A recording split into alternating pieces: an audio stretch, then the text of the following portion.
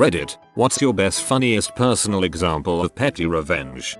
This happened a while back. Study hall in 8th grade actually. I always brought 2 small sandwiches to school so I could have one at lunch and one in study hall since our teacher let us eat in that class. One day as I was about to eat my sandwich, I get up to use the bathroom. As I walk back in the classroom, I see the kid in front of me eating my sandwich. I was pretty annoyed but nothing serious at this point, so I confront him politely and he denies it completely. I left my sandwich on my desk the next day just to make sure it was him, and what do you know, it is. So on the 3rd day, I hatched a plan. I put habanero cheese on my sandwich, and then doused it all in ghost pepper sauce. That crap was everywhere, but it luckily didn't smell spicy. I get to study hall and my plan works flawlessly. I leave my trap sandwich on my desk and get up to use the restroom. This time I take as long as I can, and end up wandering the halls of the school. I did this because my study hall teacher was anal about the hall pass, and only one guy was allowed to leave the class at a time, even for water.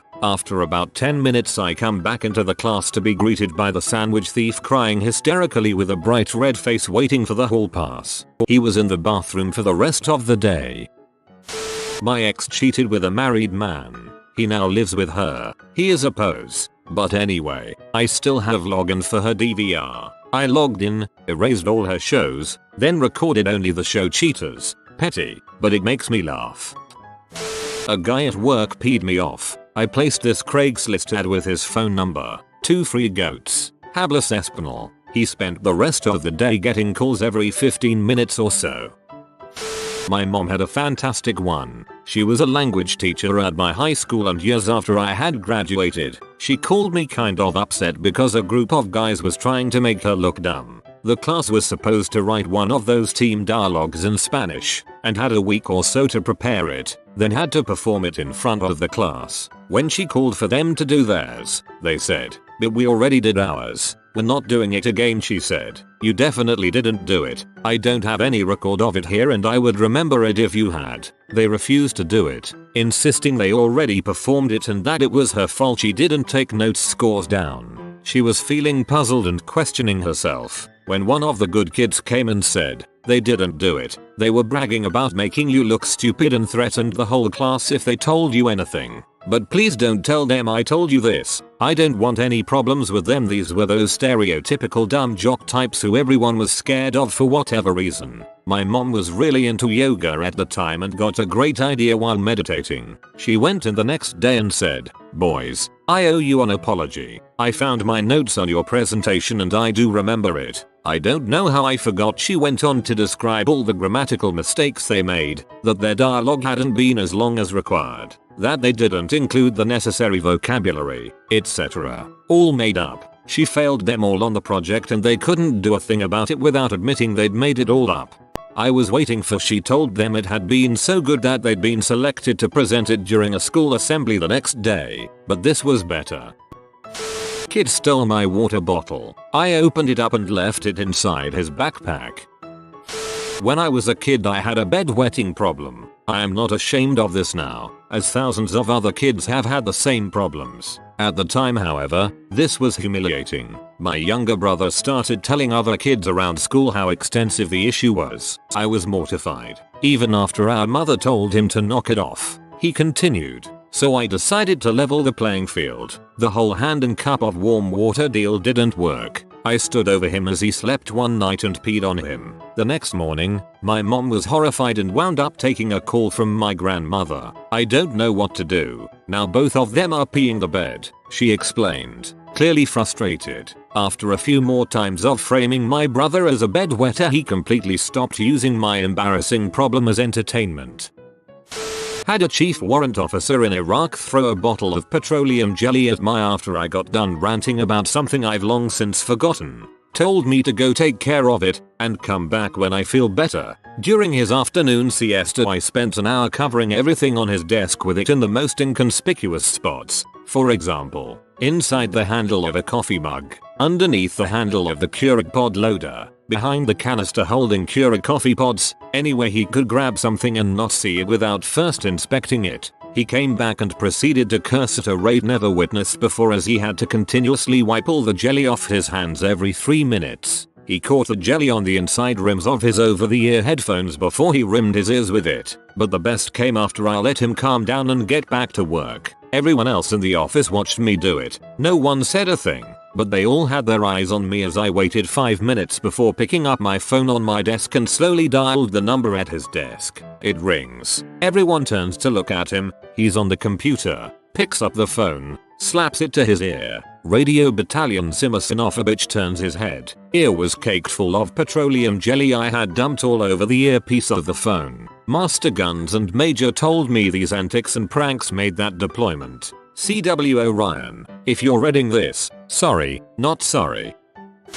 Speeding up a co-worker's double-click speed and watch him squirm when his normal double-clicking speed isn't working. Somebody once changed the mouse pointer on my chef's computer to the loading animation. We scratched our heads for a while before figuring it out. I have to admit, it was hilarious watching his mild irritation every day. In 7th grade I used to take homemade lunch to school. We prepared our own salad dressing, lemon juice, salt, oil, etc. And one kid decided it would be good to steal it and drink it before lunchtime. I asked him not to, but he continued to drink it, but started doing so in one gulp, so I couldn't stop him. So instead of making a huge deal, I prepared 2 salad dressings. One that I would actually use on my salad, and another that had all the liquid condiments I could find in my mom's kitchen. It was really fun to see his face as he drank it. He never stole my salad dressing again. In Texas, there is a law that allows the US to take certain possessions to satisfy a debt owed, such as from a lawsuit. So this defendant had been committing Medicare fraud, got caught, has to pay back the money. He's also a total prick during the lawsuit, obstructionist, rude, etc. When the US finally has its judgment and he's pleading poverty, the US attorney that ran the suit basically ends up walking through the impoverished guy's multi-million-dollar house to handpick what is going to be seized. He takes the big ticket items that he's allowed, but it's not going to be enough, so then he just starts taking little crap to pee the guy off. Book half read on the nightstand, gone. Can't take the garage, but you can take the garage door opener, so, gone. I don't know what else he took, but I think the idea is brilliant. The book would pee me off so much. My favorite childhood story. So I was an AP kid, and had a bunch of AP friends, and also was in sports and theater. I had a large bunch of friends in nearly every cliche. Anyway, one day, one of my friends gets sucker punched in the halls by some dickwad. Because of the school's zero tolerance policy, getting sucker punched carries the same punishment as sucker punching. So my friend and the dickwad both got in school suspension, but only one of them was punched on the face. I thought that was a little bit unfair, so I got my friends together, and they got their friends together, and every week, one of us would sucker punch dickwad. Every week, one of us would have ISS, and so would dickwad, but since we are many, none of us went to ISS twice. Dickwad on the other hand missed so much class that he had to retake the grade. I was casually walking my pup in the same area I usually do. It's a nice trail surrounding a wetlands reserve, and there's generally a lot of dog walkers and people riding bikes. The schools around here just let out for the day, and there was a group of 3 boys riding their bikes coming from behind me. I could hear their muffled talking and giggling, and all of a sudden they were a few feet behind me and one of them yelled, "Hey, catch," and threw some crumbled paper at me. I couldn't care less about the paper, but the yelling scared my lil pup, so I was naturally angry, but being awkward I didn't say anything. What am I going to do? Beat up some kids? I did have my pup's steamy tater tots in a bag, and as they rode off I lightly tossed it. By God, it lands in one of the kids' hoodies. And he didn't notice. They were too busy cackling away at how they got him. I saw them riding ahead, and it took maybe 100 yards before he noticed there were some little round brown dumplings in his hood. He screamed and threw the bag onto the ground while the other 2 died laughing. They looked back at me, but I was so far behind them that they just rode onward. I also couldn't help myself and laughed as I picked up the poo and threw it out a few minutes later. You know, got to be a good citizen and all that. Guys swerved across 2 lanes on the highway one day and cut me up. I slammed on the anchors and gave a good indignant blow of my horn. He starts acting like Mr. Angry at being called out, so starts slamming on his brakes, then speeding up if I try to overtake, flipping me the bird, the whole caboodle. Seeing the next junction coming up, I flash my lights and start beckoning to him in classic "you want a piece of me" mime, and mouthing "come on then start pointing at the upcoming junction. He obviously believes I actually want to go somewhere quiet and sort it out like men. I swerve angrily into the exit lane and he follows suit. Finally I blow my horn and point at something on the junction, then, whilst he's distracted, swerve back out onto the main highway and speed up so I'm level with him so he can't get back over. He looks over in panic. I smile and blow him a kiss. The junction ends and he's stuck sailing off wherever the junction takes him. It's a 24-mile round trip to get back to here. Back in college, I was sitting in the library trying to work on an assignment. All was quiet for a while until this one obnoxious guy came in and sat at a table near me and proceeded to pull out his phone and have the loudest, most obnoxious conversation with one of his friends. Lots of "bro, seriously bro" and yada yada. I was about to pack up my things and find somewhere else to work when the conversation turned to Netflix. The guy told his friend he should just use his account, and proceeded to loudly state his email address and password for all to hear. This was too good of an opportunity for me to pass up, so I promptly logged in and navigated to the LGBT section and started adding the gayest movies I could find to the top of the queue. I like to think that both guys ended up thinking the other one added the movies to the queue but were too shocked to ever say anything to each other. Usually Netflix allows up to 3 screen streams at a time, so I would have been very tempted to keep 2 Netflix tabs open from his account on my PC at all times. Let them fight over the last connection. I once had a colleague I hated. He was very condescending and really arrogant, so I put an extra Bluetooth receiver in his computer for a computer mouse and kept the mouse in my drawer. I would just open my drawer and it would mess his crap right up. Kept it going for like 2 months. He was about to murder the world when I thought I better stop.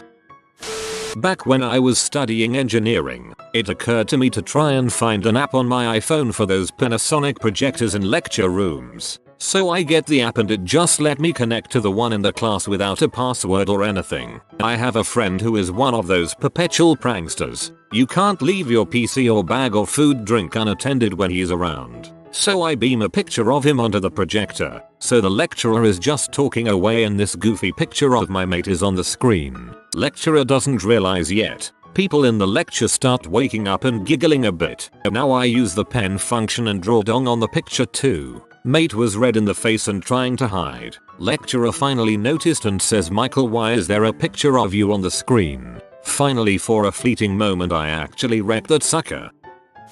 This happened to my so when he was at university. Another comment here reminded me of it. His class were doing presentations in pairs, and he got paired with some girl who didn't bother to bring notes or research information for their presentation. She instead let him do all the work, and any slides she did were made from his notes and research. He complained to his tutor and she told him, "Don't worry, leave it to me." And then the day of the presentation comes. They present, and then at the end the tutor asks the girl a question. If I remember correctly, the question was something like, "Is there any evidence to suggest that some cultures are more prone to mental health problems?" And the girl answered no. The tutor then asked my sir the exact same question, and because he'd actually read the research on the topic, he was able to list off several studies that showed that some cultures are in fact more prone to mental health issues. The girl glared at him the entire time he answered the tutor's question. Pretty sure she ended up with a D, while he got an A or B.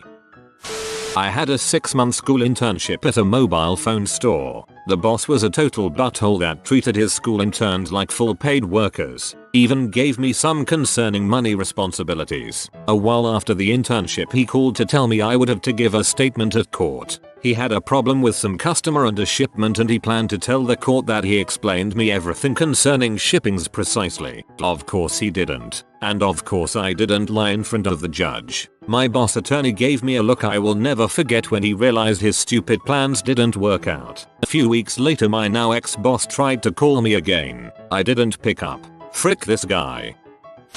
On every email I send, I attach my name, company, position, etc. All the time people will respond, "Thank you Sarah," but my name is spelled with the H. I have started to reply to them leaving off a letter of their name. No problem Renee, have a good day John. They probably think I am an idiot, but it is worth it to me. Keep up the good work, Hera. When I was a kid I got the Sabrina the Teenage Witch handbook. It was full of kiddie experiments and stuff and was pretty fun. My older sister had upset or annoyed me about something, so I tried out one of the tricks from the book. You fill a cup with water and some corn kernels, put some tin foil on top of the cup. The kernels eventually pop and it makes noise against the tin foil. I put it under her bed. It takes a few days to work, so I completely forgot about it. Until one night I woke up to my two sisters whispering. It had popped in the middle of the night and she thought there was a rat under her bed. Someone in my office would always crush lunches with his gigantic ass lunchbox. Either he ate bricks or lead, I don't know, but I always came to the office fridge and found that my lunch was in pieces. So, after 3 bouts of this, and numerous notes from myself and other colleagues, I carefully removed his lunchbox, emptied the contents, a gigantic sandwich, a Twinkie, chips, some vegetable pieces, and a few other bits, and ran over them with my car. I carefully packed it back in, and put it back. He kept his lunch in a cooler by his cube from then on. Just saying that you went to your car and started it just to flatten the lunch is what makes this truly great. When I was a kid my younger brother and I would go for extra Mandarin lessons after school. Then we'd take the bus back. He would never press the bell for the bus to stop because he knew I'd freak out and press the bell rather than miss the stop. So, one day when he was sitting on the bus but in front of me, I made sure to get off the stop before ours. I laughed my butt off when I saw the bus miss not just our stop but disappear into the distance. Petty? Sure, but I was about 12. We were sitting by a pool once, and a woman stood over my wife and started spraying sunscreen all over herself, and my wife. We asked her nicely to please move and she ignored us and kept spraying. When we left, I took one of her flip-flops with me. As a nurse, we had this god-awful patient, who made all our lives heck, needed pain meds on the dot, needed to smoke every half hour, sat on the call light all dang day. This person was possibly the rudest human being I've ever met, treated us like slaves, and was drug seeking. It finally came time for discharge, and this patient decided to come up with a whole bunch of new medical problems. I have chest pain. I have nausea. One side of my body feels numb, so, being the very skilled and rational nurse I am, I asked the doctor for a whole new set of orders. First, I asked for lab draws every 3 hours, meaning needles every 3 hours, to check cardiac markers. Then I asked that the PT be placed on NPO status, nothing by mouth. For the nausea, this person couldn't go an hour without eating something. For the numbness, I requested the PT be placed on strict bed rest for 24 hours, and then have a physical therapy eval ordered, which meant no more going downstairs to smoke. I explained this all to the patient, and he says crap, I just wanted to stay another night. I ain't doing any of that. I feel fine. Just give me my dang papers. Talked it over with the doctor on call. He gave me the all clear to discharge, and I had him out the door in an hour. Malicious compliance, the best kind. You have been visited by the Inspector Doggo. Comment your confession. If you are new to the channel, you can subscribe. I publish new videos every day. Until then, check another video, or don't. Either way, have a great day you magnificent people.